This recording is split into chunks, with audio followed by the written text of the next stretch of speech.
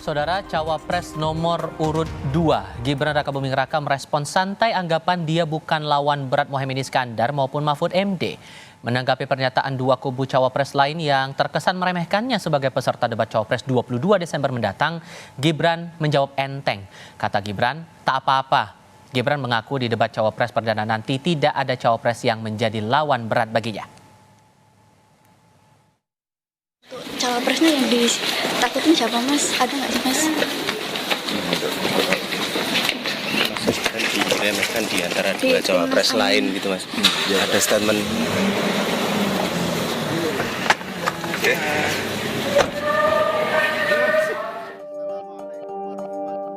Tim pemenangan nasional Capres-Cawapres Anies Baswedan Muhaimin Iskandar menyebut lawan berat Caimin di debat Cawapres 22 Desember nanti hanya Mahfud MD. Juru bicara Timnas Amin, Angga Putra Fidrian yakin jagoannya akan tampil baik di debat Cawapres karena Caimin punya rekam jejak jelas sebagai aktivis, eksekutif maupun legislatif. Karena beliau juga punya rekam jejak yang panjang ya.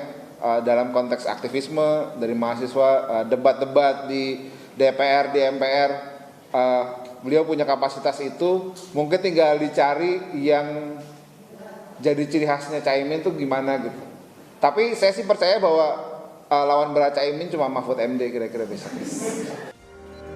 Cawapres nomor urut 3 Mahfud MD merespons Timnas Amin yang menganggap ia satu-satunya lawan berat Caimin di debat Cawapres. Mahfud mengiyakan tapi juga bilang Gibran juga sama berat.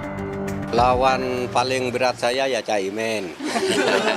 Sama itu ya Mas Gibran, Caimin sama berat lah. Ini kan sama-sama spontan. Wakil Ketua Tim Kampanye Nasional Prabowo Gibran Ahmad Muzani menyebut ada stigma terhadap Gibran sehingga seolah diremehkan di debat Cawapres nanti. Muzani justru yakin akan ada kejutan dari Gibran di debat nanti. Sejak awal orang-orang masyarakat umum terstigma terhadap Mas Gibran. Karena ada stigma seolah-olah kemampuan itu Mas Gibran di bawah standar.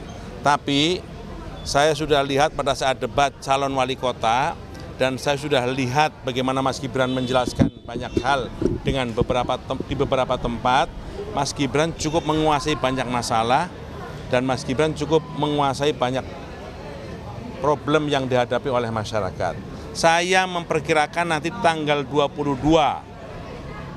Desember debat wakil presiden akan penuh kejutan. Debat Cawapres 22 Desember mendatang bertema ekonomi kerakyatan dan digital, keuangan, investasi, pajak, tata kelola APBN dan APBD, perdagangan, infrastruktur, dan perkotaan. Sebelumnya, KPU menyatakan mengevaluasi debat Capres perdana namun tidak akan mengubah format debat. Tim Liputan, Kompas TV.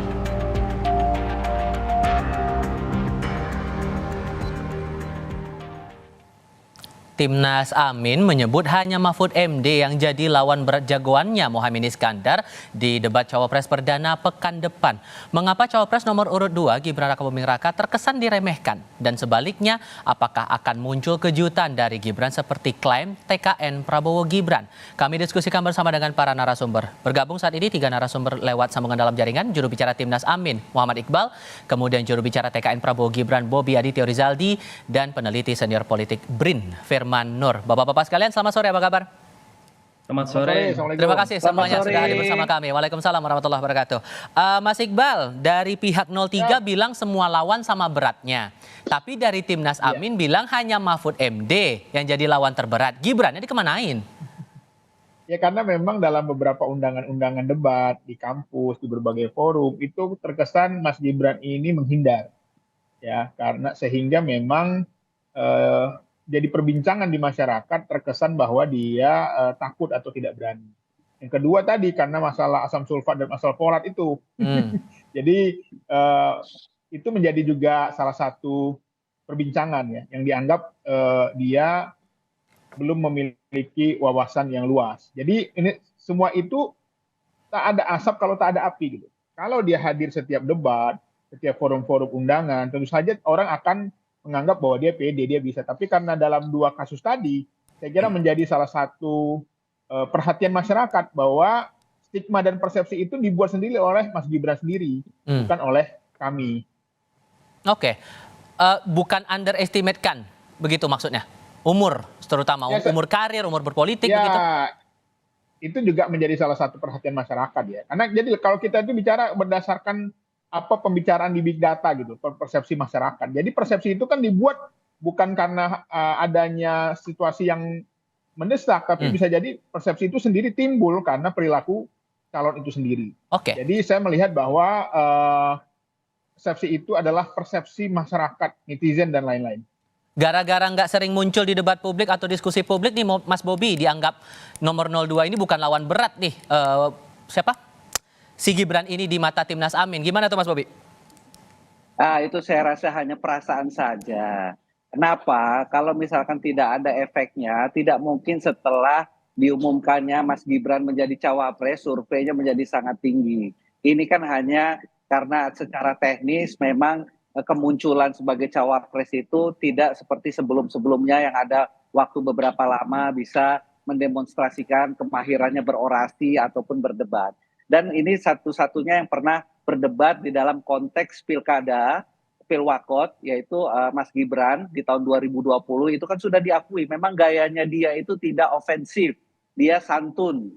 Dan ini saya rasa kemunculan nanti apalagi di dalam tema, yang temanya itu dia itu bukan tema belajar atau diinfokan orang lain. Itu adalah tema yang dia sendiri sudah melaksanakannya dan melakukannya sebelum kehidupan berpolitiknya. Jadi sehingga topik kami ini menguntungkan sangat menurut percaya diri. pihak TKN ya untuk Mas Gibran. Sangat menguntungkan. Karena satu, dari masalah konsistensi, dia hadir mewakili zamannya, mewakili genre dari usianya. Dan juga apa yang di digital itu dia itu bukan hanya terima informasi, tapi dia pernah melakukannya. Itu yang paling utama. Dan yang saya rasa yang lebih menonjol dibanding yang lain, di dalam kontestasi debat nanti, selain substansinya itu sudah dikuasai, kita melihat konsistensinya dia di masyarakat. Bahwa misi dan visi cawapresnya itu pasti harus terkoordinir dengan partai pendukungnya dan juga capresnya. Berbeda dengan cawapres yang lain yang di tahun 2020 tidak setuju gubernur ditunjuk harus karena dianggap itu hanya bagian administratif, tapi sekarang tahu-tahu urusan DKI dia tidak setuju. Nah, gitulah kira-kira. Mas Firman, nanti di debat cawapres ini yang bakal jadi pertimbangan buat para pemilih, terutama mereka yang undecided voters nih, apakah kemudian dari segi program kerja yang ditawarkan dalam debat, ataupun juga drama yang berlaku sepanjang ini, atau gimmicknya, atau ada hal yang lain menurut Anda? Iya, kita harus pahami bahwa ini adalah ajang untuk memberikan peluang keterbukaan pada publik untuk mendapatkan gambaran dan menilai kelayakan seorang RI2 ya. Karena dia akan memimpin bangsa kita ini dan mengurusi tugas-tugas yang maha besar dan maha luas, dan sewaktu-waktu akan menggantikan presiden. Jadi ini memang merupakan ajang publik untuk menilai, dan bukan ajang elit politik dalam menilai siapa yang paling layak di dalam mengemban tugas sebagai cawapres. Dan saya kira publik sangat ingin melihat ya bagaimana konsep-konsep itu bisa diabstraksikan dalam waktu yang singkat dengan baik, sehingga publik mendapatkan kejelasan atas pertanyaan atau sanggahan yang diberikan, dan juga bisa mendapatkan itu dengan waktu yang sangat singkat sampai level yang mereka bisa pahami secara lebih detail. Jadi tingkat abstraksi ini sangat penting, dan itu akan terkait dengan masalah dengan penguasaan konsep terhadap apa yang nantinya ditanyakan. Sehingga debat cawapres ini nggak bisa dianggap enteng ya Mas Firman? Bicara track record sebetulnya di situ, dan juga level abstraksi. Selain tentu saja persoalan-persoalan lain yang lebih menarik, bagaimana juga sikap seorang yang akan menjadi pemimpin kita, jadi proper manner, sikap yang layak bagi seorang pemimpin juga akan menjadi perhatian publik nanti. Sehingga nggak bisa dianggap enteng juga debat cawapres ini di mata publik, begitu?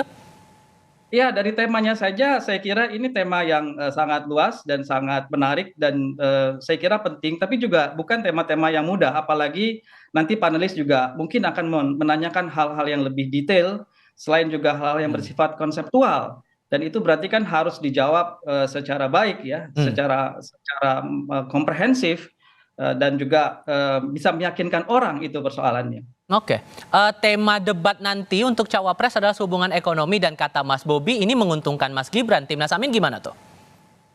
Ya, saya kira baru merintis beberapa usaha berbeda juga dengan seorang PhD di bidang ekonomi ya.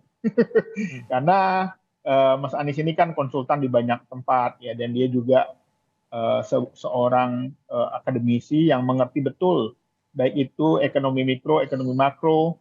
Karena memang situasi global ke depan, tantangan kita adalah memang di bidang ekonomi. Jadi yang kita perlukan adalah orang yang paham tentang ekonomi global, orang yang paham tentang ekonomi, situasi-situasi ekonomi saat ini. Dan kami melihat bahwa tema ini adalah tema bagaimana bukan hanya gagasan, tetapi Mas Anies akan bercerita tentang, Pak Caimin juga akan bercerita tentang apa yang sudah dilakukan oleh teman-teman PKB, kepala-kepala daerahnya. Dan ini tentu saja juga berbeda levelnya dengan apa yang kita lihat pada calon presiden. Karena memang apalagi ekonomi santri dan lain-lain itu saya kira Caimin paling menguasai. Oke. Masalah umur karir ini kan masih juga akan jadi perbandingan juga buat beberapa pihak begitu, Mas Bobi. Terutama lawan-lawannya Mas Gibran nanti kan bakal berat juga tuh menghadapi Mahfud MD, menghadapi Muhaimin Iskandar dengan rekam jejak politiknya. Untuk bisa mematangkan secara psikologis begitu, apakah akan ada hal-hal khusus, treatment khusus yang mungkin disampaikan nanti saat debat, terutama katanya bakal ada kejutan dari Mas Gibran untuk minggu depan. Jawabnya nanti ya Mas Bobi, kita akan jeda sebentar, kami segera kembali. Melanjutkan dialog kembali nih Mas Bobi. Terakhir Pak Muzani bilang bahwa akan ada kejutan yang bakal dibawakan oleh Gibran dalam debat cawapres minggu depan. Kejutan apa tuh? Audionya masih di mute nih, Mas Bobi, silakan. Mas Bobi, masih belum dibuka itu audionya nih Mas Bobi.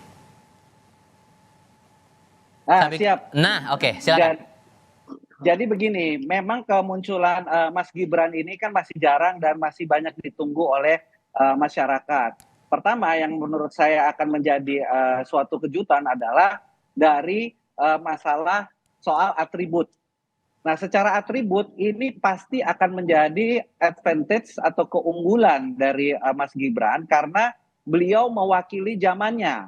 Dia mewakili representasi dari 60% hampir pemilih di tahun 2024. Dan dengan topik digitalnya itu dia adalah pelakunya. Oleh karenanya dari sisi atribut, kalau bahasa kampanye itu masyarakat kan pasti akan lebih percaya who's the speaker. Karena sudah masuk di situ dan juga dia adalah pelakunya. Nah, lantas berikutnya adalah soal delivery. Delivery kan kalau kita lihat dari posturnya, kedua kandidat pesaing Mas Gibran ini itu memang literasinya karena akademisi, karena doktor, tetapi mewakili anak muda, delivery message dan delivery speech-nya dari Mas Gibran itu sudah diakui dari tahun 2020 dari kandidat lawannya beliau bahwa delivery Mas Gibran itu adalah mampu secara singkat untuk menyampaikan pokok-pokok pikiran dan gagasan. Inilah yang saya rasa menjadi keunggulan di mana nanti akan ada delivery message mengenai programatik, tapi akan disampaikan dengan bahasa yang akan pasti dimengerti oleh sebagian besar calon pemilih. Sehingga nantinya kalau kemudian di debat yang akan berlangsung minggu depan, lawannya dua loh Pak. Pak Mahfud MD, kemudian Muhaimin Iskandar dengan rekam jejaknya yang cukup panjang di dunia politik. Nggak akan takut begitu menghadapinya? Tidak, justru itulah kejutannya. Karena sudah panjang kan orang udah tahu lah ngomongnya gitu-gitu aja. Mau ngomongnya tentang yang soal yang baru juga, dia belum pernah di situ, umurnya aja udah jauh. Nah, itulah namanya atribut dan sekali lagi gaya pembicaraannya, delivering speech-nya inilah yang berbeda dengan yang lainnya yang cenderung sangat lama. Tetap pede nih dari pihak paslon nomor 2, Mas Iqbal. Nggak ketar-ketir, karena katanya mau ada kejutan tuh. Ya, saya kira kalau Caimin ini kan nggak diragukan lagi ya. Semua jabatan dari parlemen sampai jadi pimpinan DPR, pimpinan PRD sudah rasakan. Bahkan pernah menjadi Menteri Tenaga Kerja. Ini tentu saja makanan santapan hariannya Caimin ya. Karena memang isu-isu kesejahteraan ini nggak lepas dari isu-isu lapangan kerja. Dan ini tentu saja juga menjadi tantangan bagi Mas Gibran. Beban beratnya adalah bagaimana ketika pemerintahan saat ini juga belum bisa mensejahterakan rakyat, belum bisa menciptakan lapangan kerja, belum bisa menciptakan ekonomi yang katanya akan meroket.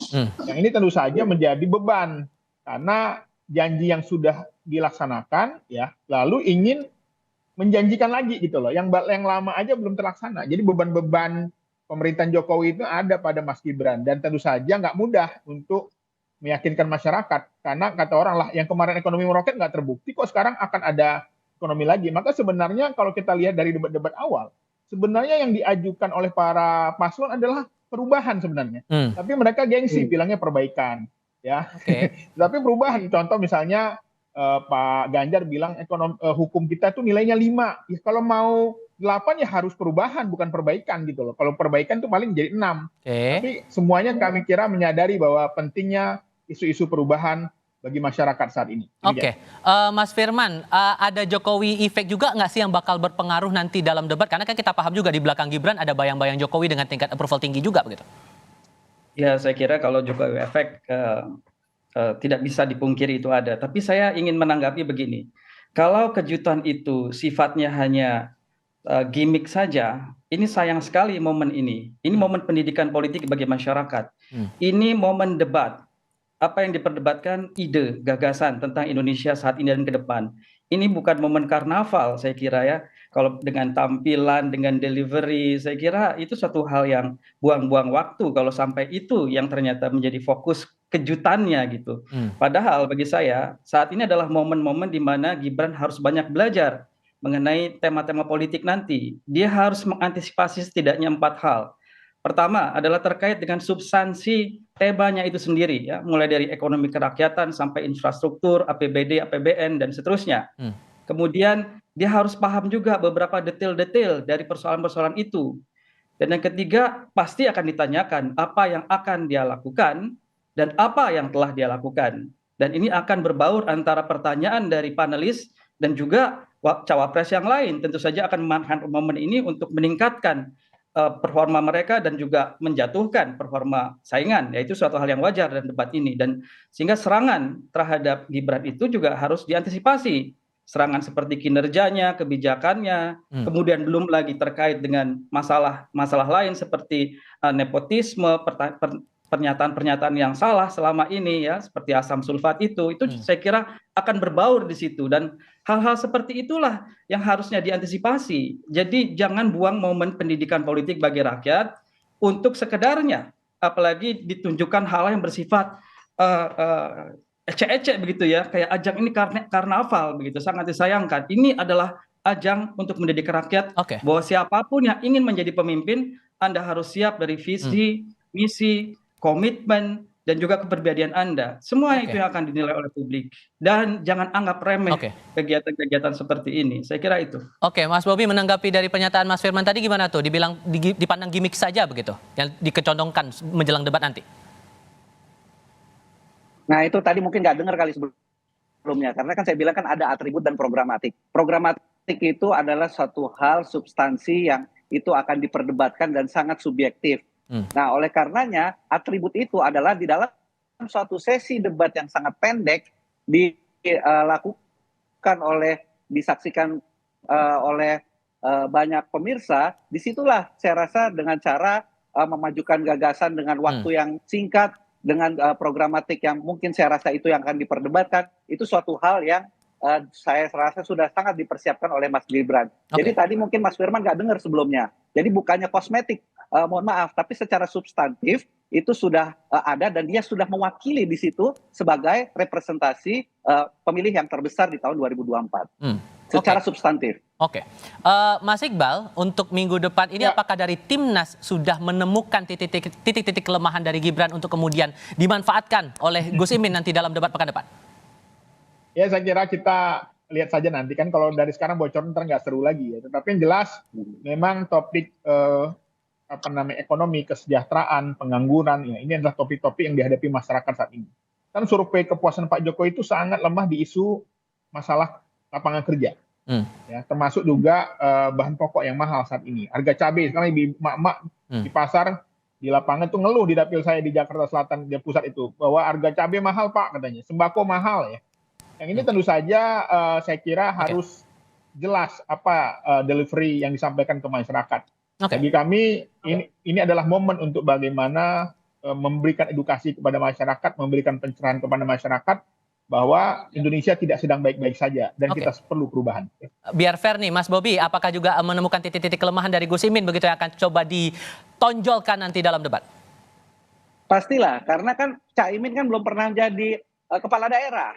Nah inilah yang salah satu advantage dari Mas Gibran, kepala daerah, sehingga semua masalah masyarakat itu bisa dilihat dari multi perspektif. Kan kalau Pak Cak Imin kan hanya menteri saja, menteri kan hanya satu sektoral saja, tetapi kepala daerah adalah suatu kepemimpinan daerah secara regional yang sekarang naik dalam kontestasi nasional. Sedikit boleh ya? Oke, singkat saja. Mudah-mudahan nanti masalah atribut itu tidak menjadi suatu hal yang betul-betul dikedepankan ya, apalagi ingin mengesankan milenial dan lain-lain, yang nampaknya ini selalu jadi fokus jawaban bagi kelompok 02 begitu. Tapi betul-betul substansi yang memang kita kejar pada hari ini, dan jangan lagi buang-buang waktu karena 02 ini setidaknya dari debat pertama banyak sekali menyisakan waktu yang cukup masih banyak sebetulnya. Khawatirnya itu mungkin karena kekurangan konsep yang ada di benak capres atau cawapresnya.